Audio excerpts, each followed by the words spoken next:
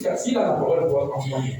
Quand il n'a pas la parole pour retourner à l'envoyeur, vendredi, on n'a pas l'envoyeur l'envoyeur. Alors, quand tu vas être là, respectable, le corps, ton corps qui est le temple de l'esprit, va là pour encaisser les maladies, et toi tu vas regarder. Retour à l'envoyeur, à l'instant même, sans retour, immédiatement. Ça, c'est possible. Ils se sont spécialisés pour envoyer la maladie aux gens. Dieu a frappé l'Égypte de plusieurs maladies. Moi, nous ne sommes pas l'Égypte. Que ces maladies que l'Égypte a souffert ne viennent pas sur nous, mais qui retournent ceux qui ressemblent aux Égyptiens.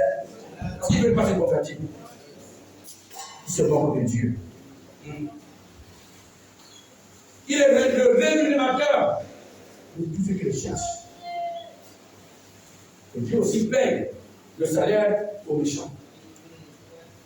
Tu le cherches que le nerf en vient, de des choses, des biens, la vie intérieure, c'est une rémunération.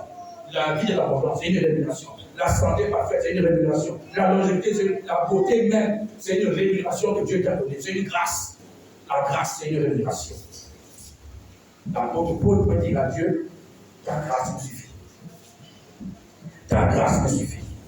Parce que c'est que dans la grâce, il y a tout. Le salut, l'intégrité spirituelle, physique, matérielle, financière, tout ça, c'est Dieu qui donne.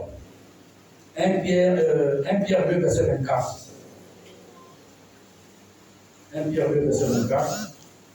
Qu'est-ce qu'il est écrit?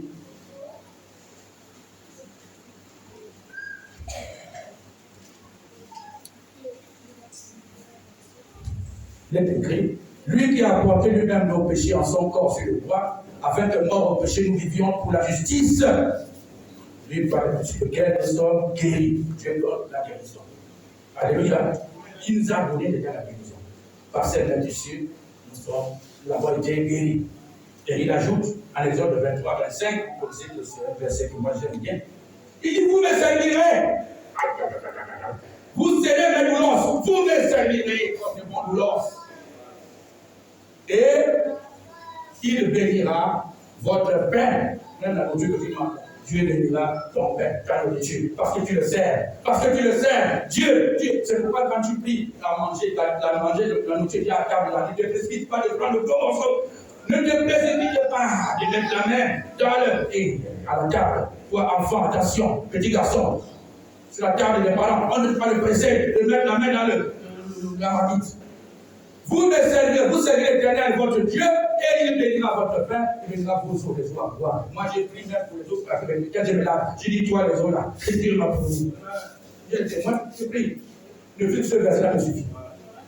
Tous les eaux, même le corps, comme on dit, 70% des eaux, même dans l'eau qui est dans ton corps là, Dieu bénira ces eaux là. Parce que tu le sais. Vous servirez l'Éternel, votre Dieu, et il bénira votre pain et vos eaux. Et j'éloignerai la maladie de toi. Maladie, tu n'as pas de place. Tu n'as pas de place. Loin de moi. Au large. Parce que je sers l'Éternel. Vous voyez comment servir l'Éternel peut être une base, un point d'appui, un pilier de ta prière. Alléluia. Vous servez l'Éternel, votre Dieu. Alors, voici la récompense que Dieu vous donne. Et Dieu aussi, il t'accorde la longévité et une heureuse vieillesse. Psaume 91, verset 16. Quand tu le sais, voilà ce que Dieu te donne comme récompense. Psaume 91, verset 16. Je le rassasierai de longs jours et je lui ferai voir mon salut. Le là, c'est qui? C'est toi et moi. Que tu remplisses la condition du premier verset. Le verset 1 de Psaume 91, il dit quoi? C'est lui qui demeure sur la bonne du trône, il repose à l'ombre du Tout-Puissant. Voilà. Donc, du premier verset, il te dit la condition. Sois sous ton abri. Repose-toi à l'ombre du Tout-Puissant. Prie-le là, loue-le, adore-le, serre-le là. Alors, je vais rassasier les longs jours et je lui ferai voir mon salut. Le salut, il y a tout dedans. Le salut, c'est un contenant, il y a beaucoup de choses dedans. L'intégrité spirituelle, physique, matérielle, financière, tout ce dont tu as besoin est dans le salut. La restauration est dans le salut. Alléluia. Et Dieu peut t'accorder aussi la paix. Appel de Christ qui supporte toute intelligence, toute connaissance. Philippiens 4, verset 6 à 7. Philippiens 4, verset 6 à 7. Verset 7, il commence de longs jours. Oui, il va s'il te plaît. Le verset 7, il a continué, il a dit, je le rassasier de longs jours. Ta longévité dépend de Dieu que tu sais, de Dieu que tu adores. Je lui rassasier de longs jours et je lui ferai voir mon salut. La longévité nous vient de Dieu. Alléluia. Bon, maintenant, revenons à Philippiens 4, versets 6 à 7. Dieu nous donne l'appel, oui. Il est écrit, ne vous inquiétez de rien, yes. Mais en toute chose, faites connaître vos besoins à Dieu par des prières et des supplications avec des actions de grâce. Et la paix de Dieu, qui surpasse toute intelligence, gardera vos cœurs et vos pensées en Jésus-Christ. Et la paix de Dieu, et la paix de Dieu. Donc il y a d'autres paix aussi. Si on dit la paix de Dieu, il y a d'autres paix. Les pseudo-paix. Sinon, fumons le camion de la paix. C'était entre les Indiens, les Amérindiens et les colons. C'était une fausse paix parce qu'il y avait la tromperie là-dedans. Notre pauvre, bienveillant roi Denis, là-bas, le Denis, il avait signé des contrats que lui ne comprenait même pas. Bon, il a fait sa part, c'est grâce à lui que nous avons reçu la civilisation. Que Dieu continue à bénir pour nous tous qui sommes ses descendants. Mais attention, il y a des choses qu'il ne faut pas faire non plus. Ce n'est pas comme ça, donner, comme ça, et puis il y a tu n'as plus. Non, il y a des choses qu'il ne faut pas faire. Ce qu'il ne faut pas faire, c'est quoi? Premièrement, ne pas se relâcher, quelles que soient les situations. Ne pas se relâcher, quelles que soient les situations. Tu sers Dieu, c'est bien. Dieu est prêt, il a prévu des récompenses pour toi, c'est bien. Mais fais attention, il y a des choses qu'il ne faut pas faire. Tu ne commettras pas des erreurs qui feront avancer les mauvaises choses dans ta vie, qui vont bloquer ta restauration, qui vont bloquer tes bénédictions. Il y a des erreurs qu'il ne faut pas faire. Parmi ces erreurs, il dit, il ne faut pas te relâcher. 1 Corinthiens 15, verset 58. 1 Corinthiens 15, verset 58. Il est écrit, ainsi, mes frères bien-aimés, vous mes frères, ainsi mes frères bien-aimés, soyez fermes, soyez inébranlables, travaillant de mieux en mieux à l'œuvre du Seigneur. Donc ça signifie que quand tu as commencé à travailler, tu as commencé à travailler un peu, selon ton niveau, mais de plus en plus, il faut monter crescendo, de mieux en mieux. Croire, grandir dans le Seigneur. Travaillant de mieux en mieux à l'œuvre du Seigneur, sachant que votre travail ne sera pas vain dans le Seigneur. Dieu te dit ce matin, applique-toi au travail, applique-toi au service de Dieu. Parce que Dieu te dit que ton travail là ne sera pas vain. Il n'oubliera pas ton travail. Il se souviendra de toi. Si ce n'est pas toi, ça ira jusqu'à tes enfants. Quand il se souviendra de toi, il se souviendra de ta descendance également. De génération en génération. Il s'est souvenu de nous à cause d'Abraham. Il a signé une alliance avec Abraham. Il a dit, moi je te rendrai, je ferai de toi, je te rendrai ton nom grand, je te bénirai, je ferai de toi une source de bénédiction. Ceux qui sont attachés à toi, toi qui es hérité de Dieu, hérité de Dieu et co-hérité avec Christ, toi qui es descendant d'Abraham, tu es béni à cause d'Abraham. De l'alliance qu'il avait signée avec Dieu. Vous voyez les générations, combien ça fait? Donc si tu fais du bien aujourd'hui, tu fais des aumônes, tu sers Dieu, tu fais des sacrifices, tu travailles pour Dieu, sache que ce n'est pas vrai. Dieu a comptabilisé cela, il a écrit cela, ça va travailler, ça va se répéter pour tes enfants. Sauf si tu es égoïste, si tu es sorcier. Je dis que comme moi-même je ne vois pas, je ne sens pas moi-même, ma vie est une pareille. Qui sait ce que seront tes enfants? Qui va bénir tes enfants? Quand ils vont voyager, ils seront à Singapour, ils seront à Dubaï, ils seront dans peut-être pilote. Toi-même, tu vas dire que c'est ton argent parce que tu les as mis à l'école. Mais sans la grâce de Dieu, ils ne seraient pas devenus ce qu'ils sont. Alléluia. Donc nous devons compter sur Dieu, espérer en Dieu. Espère en l'Éternel. Espère en l'Éternel. Dieu n'oublie pas le travail que tu fais. dans sa maison, dans son royaume, pour tes enfants. Tout à l'heure, j'ai oublié les devoirs domestiques. Il a dit quoi au père? Il a dit quoi aux femmes? Il faisait servir là, il faisait servir. Il y a une autre verset qui disait ça, j'avais oublié. Il faut que Dieu rappelle ça, c'est très important.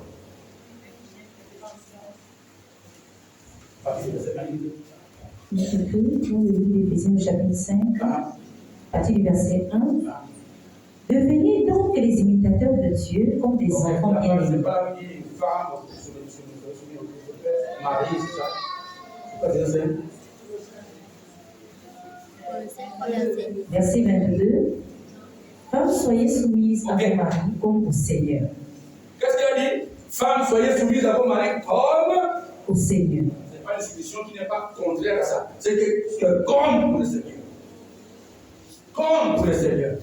Continue, maman, c'est tout ce que je veux pas. Donc, la femme doit être soumise à son mari comme pour le Seigneur. Et maintenant, Car le mari est le chef de la femme, yes. Comme Christ est le chef de l'Église. Christ est le chef de l'Église, le mari est le chef de son Église qui s'appelle la maison, la famille. Okay. Qui est son corps et dont il est le sauveur. Ah. Or, de même que l'Église est soumise à Christ. Laisse la base, il y a une personne pour se détailler. Femme, ensuite une mari, ensuite serviteur. Marie, aimez vos femmes comme Christ a aimé l'Église. Et s'est livré lui-même pour elle. Ouvrez les yeux. Marie, qu'est-ce qu'ils sont là? Ah, il n'y a pas de mari ici, hein? Ou bien même le futur mari.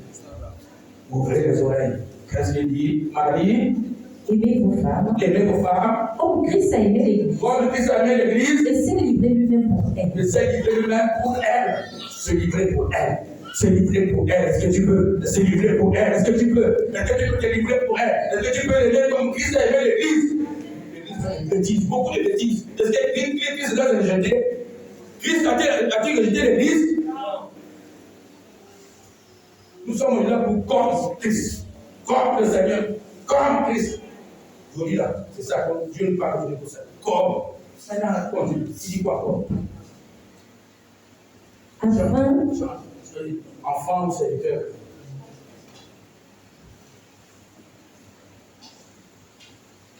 Enfants, yes. Obéissez à vos parents selon le Seigneur, car cela est juste. Obéissez à vos parents comment? Selon le Seigneur. Ça veut dire quoi? C'est que si le parent dit, moi, on n'a rien à manger, celui qui ne veut pas aller se prostituer, il n'a pas à manger, ce n'est pas comme pour le Seigneur. Il y a des familles qui se nourrissent, ils savent que c'est leur fille. Jeune fille, on t'envoie pas. Va, un vieux papa comme moi, j'ai une fille de 16 ans, et les parents sont contents. Tu vas aller faire quoi? Pour l'argent. Obéissez à vos parents comme pour le Seigneur, n'est-ce pas? Maintenant, si le parent dit, il faut que tu ailles braquer. Il nous manque le courant, il nous manque la climatisation. Il faut braquer. Donc, l'enfant va partir braquer parce qu'il va obéir son parent. Non. C'est ça, honorer le père et la mère? Non. Nada. Jamais. Jamais. Vous savez, il y a des enfants qui peuvent dire à papa, papa, tu m'as pensé ça d'abord. Si papa avait dit d'abord, il dit d'abord bien avant, il donne les bonnes paroles. Ne vole pas, hein. Ne tape pas les gens, ne sois pas criminel, hein. Ne va pas braquer. L'enfant se souviendra toujours. Et il dit aujourd'hui, papa, tu m'en vas maintenant braquer, alors que tu me disais autrefois que le braquage c'est pas bon, le vol c'est pas bon. Les enfants ne s'oublient jamais. Donc l'enfant ne t'obéit pas à cause de mauvaise personne que tu donnes. Il va pas t'obéir. Ce n'est pas seulement le Seigneur. Serviteur. Tu vas parler un peu. Et vous, pères, n'élevez pas vos enfants, mais élevez-les en les corrigeant et en les expressant selon le Seigneur. Allez, ça va, ça suffit. Ça va faire un autre enseignement. Donc, on n'hérite pas les enfants. On les corrige. Il y en a ceux qui corrigent bien aimé avec la colère. Tu es en train d'apprendre le bâton. Tu le gardes même parfois, tu dis, est-ce que vraiment c'est le mien? Tu le gardes dans la tête. Beaucoup de pères réagissent comme ça. Ils disent, est-ce que vraiment c'était même le mien? Parce qu'il fait des bêtises, tu veux le mien maintenant. Quand il fait du bien, c'est ton enfant. Quand il fait du mal, c'est plus ton enfant. Il sera tué ton enfant. Il a ton ADN. Dieu dit, ne l'irrite pas, corrige-le, châtie-le. Ce n'est pas avec la colère. Parce que la colère peut amener à beaucoup de choses. Tu as fait un accident. Satan est là, il guette. Non. Le bon cœur comme tout ce que nous, c'est ce qui est écrit. Quoi que vous fassiez, en parole ou en œuvre, faites-le de bon cœur comme pour le Seigneur. Cela est juste et bon. Alors on peut prendre toutes les catégories de la vie. Dieu doit être au centre. Et quand nous avons dit que nous ne laissons pas de faire du bien aussi, Galates 6, verset 9, nous ne laissons pas de faire du bien. Non, premièrement, allons d'abord ne pas oublier les bienfaits de Dieu, c'est très important. N'oublie pas les bienfaits d'hier. Dieu peut te faire du bien, il peut passer par un homme, par une femme, par un parent, par un patron, par un voisin. Il te fait du bien, papa. Papa, tu as témoigné la dernière fois que le chien que tu élevais là avait mordu l'enfant de la voisine. Tu m'as dit même c'est déchiqueté. Il a bien broyé, enfin blessé. Maintenant tu as dit, par la grâce de Dieu, les parents, ils t'ont compris, mais ce n'est pas de ta faute. Mais si c'est ça, ce n'est pas la main de Dieu. C'est la grâce de Dieu. Mais quelqu'un peut venir avec le pilon. Il dit, moi je te rends tel que tu as fait ma fille. La main de Dieu était là. Alors quand quelqu'un te fait du bien, il faut savoir que Dieu est dedans. Il a Dieu dedans. Donc Dieu dit oui ce matin, n'oublie pas les bienfaits de Dieu. N'oublie pas les bienfaits de Dieu. Deutéronome 8, verset 2. N'oublie pas les bienfaits de Dieu. Souviens-toi de tout le chemin que l'Éternel, ton Dieu, t'a fait faire pendant ces 40 années dans le désert, afin de t'humilier, de tout prouver, pour savoir quelles étaient les dispositions de ton cœur. Voilà les preuves. Ça, pour savoir, est-ce que ton cœur est prêt pour être un homme fait, un homme mature? Est-ce que ton cœur est prêt pour être un homme mûr, à qui je peux donner responsabilité? Je peux nommer roi, chef de service, chef de qui? Est-ce que ton cœur est prêt à qui tu peux donner un bon mariage? Souviens-toi de tout le chemin que l'Éternel, ton Dieu, t'a fait faire pendant ces 40 années dans le désert, afin de t'humilier, de t'éprouver, pour savoir quelles étaient les dispositions de ton cœur, si tu garderais ou non ces commandements. Est-ce que tu es prêt? Ton cœur est-il prêt pour supporter, afin de garder ces commandements? Est-ce que ton cœur est prêt? Le peuple d'Israël, en sortant d'Égypte, ils ont fait 40 ans dans le désert. C'était une preuve. Pour Dieu, il dit que c'était une preuve. Mais pour eux, certains d'entre eux disent que non, c'est la souffrance. Certains ont murmuré. Donc, parmi ce qu'il ne faut pas faire, ne murmure pas.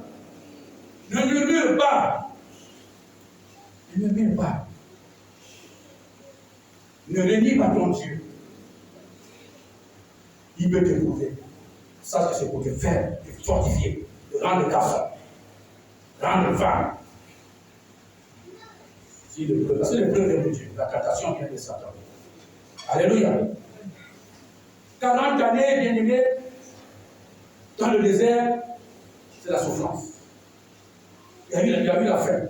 Et à cause de la faim, les hommes, c'est un groupe, on appelle ça, ils vont appeler un ramassis de peuple.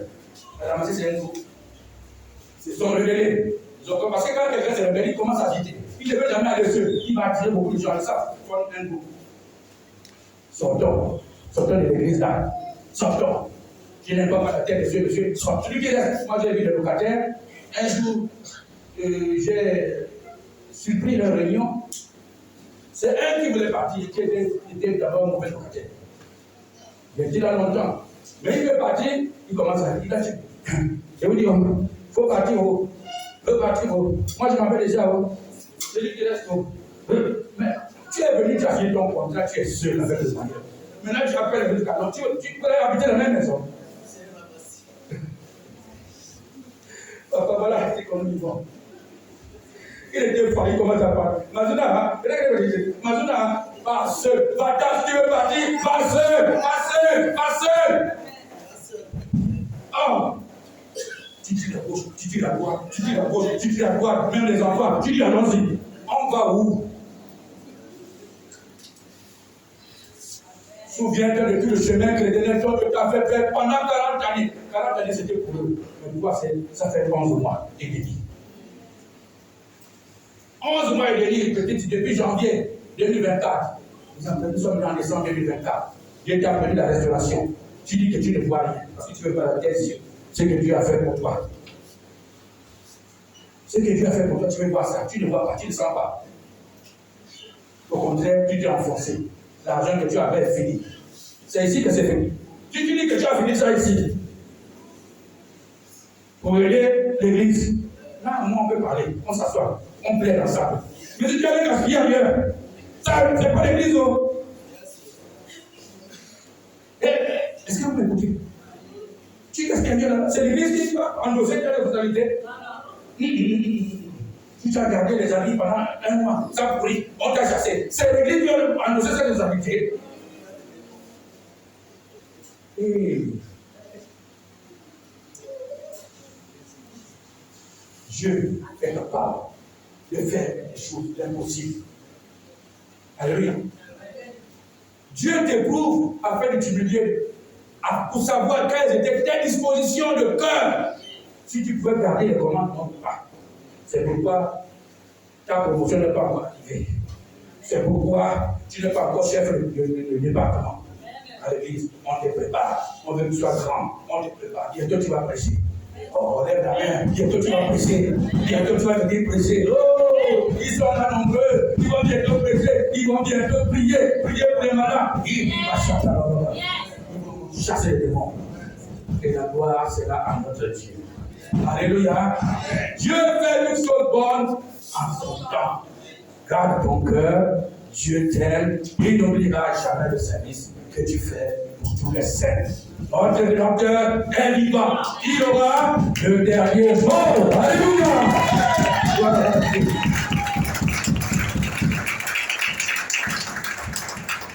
Moi, je ne vais pas prier. Je vais passer papa. Il y a le dernier mot. Jéhovah, le dernier mot. Il y a le dernier mot. Jéhovah, le dernier mot. Il y a le dernier mot. Jéhovah,